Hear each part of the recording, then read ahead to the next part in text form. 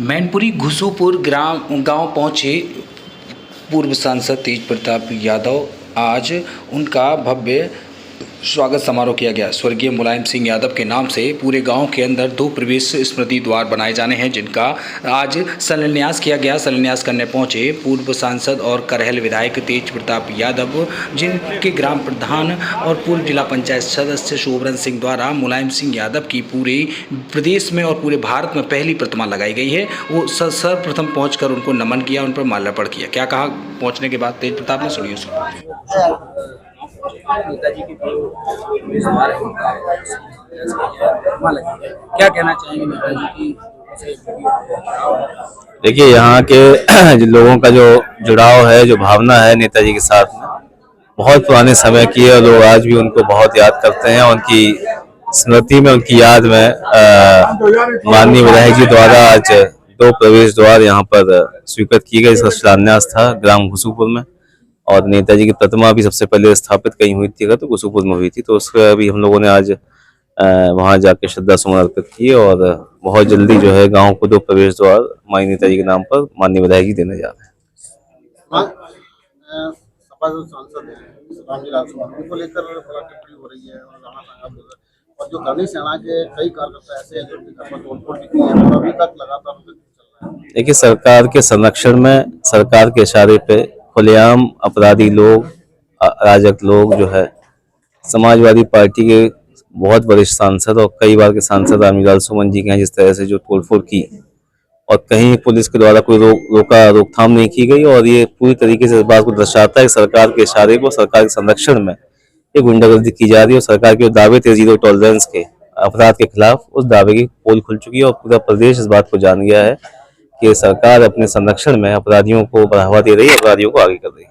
अगर बकफोड़ की बात करी जाए, जिस तरीके से पास हो गया है, राज्यसभा में पास हो गया है, कि समाजवादी पार्टी ने इसका विरोध किया है, और भारतीय जनता पार्टी केवल जो बिल जो भी लेके आ रही है, अभी CAA का बिल लाई थी, धारा 370 हटाने का बिल लेके आई, केवल असल मुद्दों से ध्यान भटकाने का काम है। इन बिलों के आने से न तो देश को कोई लाभ हुआ, न युवाओं को नौकरी मिली, न रोजगार मिला, और केवल उनका प्रोपेगेंडा है एंटी मुस्लिम का, उस प्रोपेगेंडा को बढ़ाने के लिए समय समय पर इस तरह का काम करते हैं।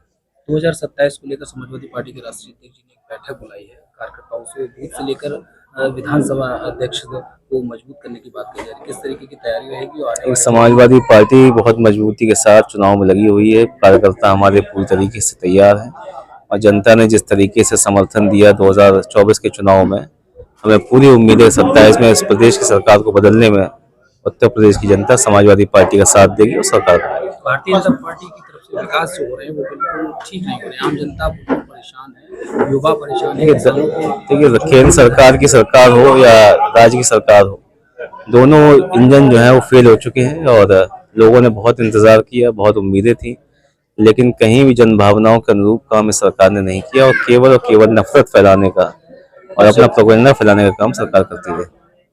पश्चिम बंगाल की बात कर ली जाए, लगभग 400 से ज्यादा परिवार हैं जी, कि वहाँ की जो सरकार है वो सक्षम है, और जो मुख्यमंत्री वो सक्षम है इस तरह के घटनाओं से निपटने के लिए, और मुझे उम्मीद है कि वो न्यायोचित काम करेगी। बिहार में चुनाव आने वाले हैं, क्या करता रहेगी भारतीय जनता पार्टी? कुछ न कुछ नया रंगा पेश करेगी? किस तरीके के चुनाव? कि बिहार एक महत्वपूर्ण राज्य है देश का, और निश्चित तौर पर इस बार वहाँ बदलाव की पूरी उम्मीद है। और जिस तरह का जो मजबूरी का गठबंधन जो चल रहा है भाजपा का, जदयू का, और आप देख रहे हैं कि मुख्यमंत्री जी के लगातार कई सारे वीडियो आते हैं, उनकी क्या स्थिति है, तो लोगों के मन में इस बात को लोगों ने इस बात को पक्का कर लिया, मन बना लिया है कि सरकार बदलेंगे। और जो 20 सालों से सरकार चल रही है भाजपा की, उसने कोई विकास का कार्य नहीं किया, और लगातार बिहार को पीछे करने का काम भाजपा करती आई, तो इस बार सरकार बदलेगी।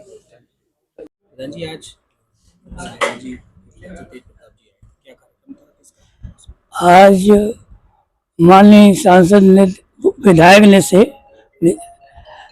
2 गेटों का शिलान्यास हुआ था, जो माननीय हमारे जो पूर्व रक्षा मंत्री, मुख्यमंत्री माननीय नेताजी मुलायम सिंह यादव के नाम से गांव घुसूपुर में हमारे में बनने जा रहे हैं। उनके शिलान्यास से के लिए आए थे और सर्वप्रथम उन्होंने माननीय नेताजी की जो प्रतिमा है उस पर माल्यार्पण किया और दोनों गेटों का शिलान्यास किया। लगातार इससे पहले भी आपके द्वारा एक पहली बार पूरे जिले में प्रतिमा लगाई, इसको लेकर भी उन्होंने सराहना की है।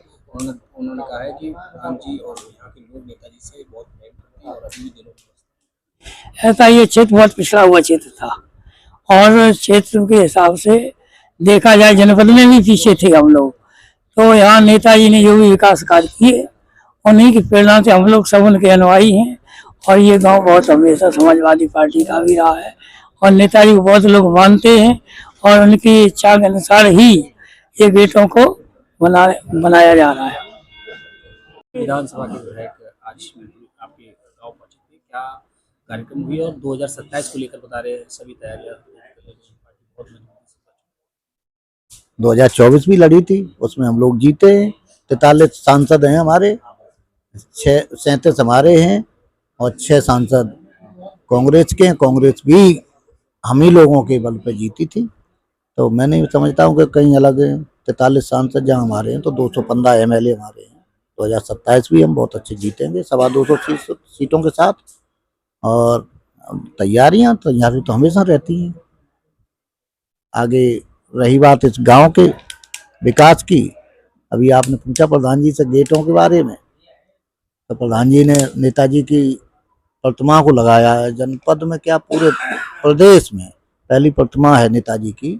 प्रदेश क्या, नेताजी तो देश के नेता थे और देश में कहें तो कोई बुरी बात नहीं है, देश में भी पहली प्रतिमा है। तो प्रधान जी ने अपने निजी खर्चे पे लगाई थी। अब वो हमारे विधायक जी को थोड़ा लिहाज लगा तो वो गेट नेताजी के नाम से 2 बनाए जा रहे हैं, वो विधायक निधि से बनेंगे।